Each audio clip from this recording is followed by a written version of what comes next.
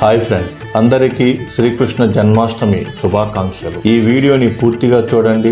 శ్రీకృష్ణ జన్మాష్టమి పండుగ గురించి చూసేయండి. కృష్ణ జన్మాష్టమి గోకులాష్టమిని కూడా పిలుస్తారు. విష్ణువు యొక్క 8వ అవతారమైన శ్రీకృష్ణుని జన్మదినాన్ని జరుపుకునే హిందూ పండుగ. ఇతిహాసం, మహాభారతం మరియు భగవద్గీతలో కృష్ణుడు ఒక ప్రధాన వ్యక్తి మరియు అతని జీవితం, బోధనలు ప్రపంచవ్యాప్తంగా మిలియన్ల మంది భక్తులకు ప్రేరణగా ఉన్నాయి. ఈ పండుగను హిందూ మాసం భాద్రపదలో కృష్ణపక్షం 8వ రోజు అనగా అష్టమి నాడు జరుపుకుంటారు. సాధారణంగా ఆగస్టు లేదా సెప్టెంబర్లో వస్తుంది. కృష్ణ జన్మాష్టమి ప్రాముఖ్యత, పౌరాణిక నేపథ్యం. హిందూ పురాణాల ప్రకారం శ్రీకృష్ణుడు 5000 సంవత్సరాల క్రితం ఉత్తరప్రదేశ్ లోని మథురలో దేవకి మరియు వసుదేవులకు జన్మించాడు. చెడుపై మంచి సాధించిన విజయానికి ప్రతీక కాబట్టి ఆయన జన్మదినాన్ని జన్మాష్టమిగా జరుపుకుంటారు. పసిబిడ్డ శ్రీకృష్ణుని మామ కంసుడి చేత మరణము పొందుతాడు అనే భయముతో వసుదేవుడు రాత్రివేళ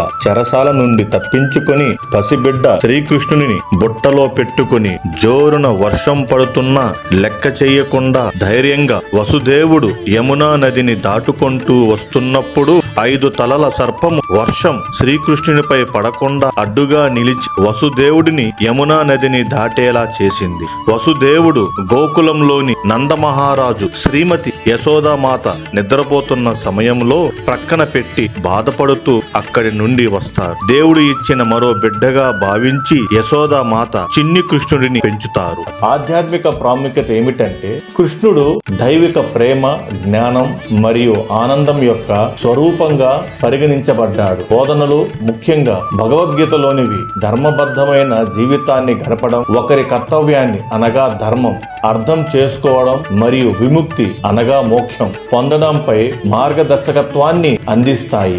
ఆచారాలు ఉపవాసం మరియు జాగరణ, హిందీలో జాగరన్ అని అంటారు. భక్తులు పగలు మరియు రాత్రి అంతా ఉపవాసాన్ని పాటిస్తారు. కృష్ణుడి అర్ధరాత్రి జననం తర్వాత మాత్రమే దానిని విరమిస్తారు. ఉపవాసం తరచుగా భక్తి గీతాలు మరియు కృష్ణునికి అంకితమైన శ్లోకాలను ఆలపిస్తూ ఉంటుంది. అర్ధరాత్రి వేడుకలు ఎలా చేస్తారు అంటే కృష్ణుడు అర్ధరాత్రి జన్మించాడని నమ్ముతారు కాబట్టి దేవాలయాలు మరియు ఇళ్లను పూలతో అలంకరిస్తారు మరియు శిశువు కృష్ణుడి విగ్రహాలు లేదా చిత్రాలను ఊయలలో ఉంచుతారు. అర్ధరాత్రి సమయంలో శంఖములు ఊదబడతాయి, గంటలు మోగబడతాయి మరియు భక్తులు భగవంతుని జన్మను స్వాగతించడానికి హరే కృష్ణ అని జపిస్తారు. రాసలీల మరియు దహీ హండి. రాసలీల భారతదేశంలోని వివిధ ప్రాంతాలలో, ప్రత్యేకించి బృందావనం మరియు మథురలో బృందావనంలోని గోపికలతో అనగా పాలు పని స్త్రీలు కృష్ణుని యవ్వన ప్రేమను వర్ణిస్తూ రాసలీల అనగా దైవ నృత్యం ప్రదర్శించబడుతుంది. దహీ హండి. మహారాష్ట్ర మరియు ఇతర పాశ్చాత్య రాష్ట్రాల్లో దహీ హండి అనే ప్రసిద్ధ కార్యక్రమం జరుగుతుంది. ఇక్కడ యువకుల బృందాలు పెరుగు, వెన్న మరియు ఇతర పాల ఉత్పత్తులతో నిండిన కుండను పగలగొట్టడానికి మానవ పిరమిడ్లను ఏర్పరుస్తారు. చిన్నతనంలో వెన్నను దొంగిలించడానికి ఇష్టపడే కృష్ణుడి ఉల్లాసభరితమైన మరియు కొంటె స్వభావానికి ఇది ప్రతీక. ప్రాంతీయ వైవిధ్యాలు. మధుర మరియు బృందావనం జన్మాష్టమి వేడుకల కేంద్రాలు. కృష్ణుడి జన్మస్థలమైన మథురలో బాల్యాన్ని గడిపిన బృందావనంలో ఈ పండుగను గొప్ప ఊరేగింపులు, భక్తిగానం మరియు కృష్ణుడి ప్రారంభ జీవితపు పునర్నిర్మాణను ఉన్నాయి. గుజరాత్ మరియు మహారాష్ట్ర. గుజరాత్ లో ముఖ్యంగా ద్వారకలో కృష్ణుడు తన రాజ్యాన్ని స్థాపించాడని నమ్ముతారు. ఈ పండుగను విస్తృతమైన ఆచారాలు మరియు దహీ హండి పోటీలతో జరుపుకుంటారు. మహారాష్ట్రలో ముంబై వంటి నగరాలు ఎత్తైన మానవ పిరమిడ్లు మరియు దహీ హండి పోటీలకు ప్రసిద్ధి చెందాయి. దక్షిణ భారతదేశం అనగా తమిళనాడు, ఆంధ్రప్రదేశ్, తెలంగాణ మరియు కర్ణాటకలో ఈ పండుగను గోకులాష్టమి అంటారు. గృహాలు కోలాంలతో అనగా రంగోలి అలంకరిస్తారు మరియు కృష్ణుడి రాకను సూచిస్తూ పూజ గది ప్రవేశ ద్వారం నుండి కృష్ణుడి పాదాలను సూచించే చిన్న పాదముద్రలు గీస్తారు. పశ్చిమ బెంగాల్లో ముఖ్యంగా ఇస్కాన్ దేవాలయాల్లో జన్మాష్టమిని ఘనంగా జరుపుకుంటారు. భక్తులు కీర్తనలు అనగా భక్తి గానం మరియు భగవద్గీత నుండి పఠనంలో పాల్గొంటారు. ప్రపంచ ప్రసిద్ధ ఇస్కాన్ ఇస్కాన్ దేవాలయాలు హరే కృష్ణ ఉద్యమం అని కూడా పిలువబడే international society of Krishna consciousness ISKCON అని పిలువబడే కృష్ణుడి బోధనలను ప్రపంచవ్యాప్తంగా వ్యాప్తి చేయడంలో ముఖ్యమైన పాత్ర పోషిస్తుంది. ఇస్కాన్ దేవాలయాలు వారి విస్తృతమైన జన్మాష్టమి వేడుకలకు ప్రసిద్ధి చెందాయి. ప్రపంచవ్యాప్తంగా ప్రసిద్ధి చెందిన కొన్ని ఇస్కాన్ దేవాలయాలు. ఇస్కాన్ బృందావనం ఉత్తరప్రదేశ్, భారతదేశంలో శ్రీకృష్ణ బలరామ మందిరం అని పిలుస్తారు. బృందావనంలోని ఆ ఆలయం కృష్ణుడు తన బాల్యాన్ని గడిపిన భూమిలో ఉన్న ఇస్కాన్ దేవాలయాలో అత్యంత ముఖ్యమైనది. ఇస్కాన్ మాయాపూర్, పశ్చిమ బెంగాల్, భారతదేశం. ఇస్కాన్ యొక్క ప్రధాన కార్యాలయం మాయాపూర్ లో ఉంది.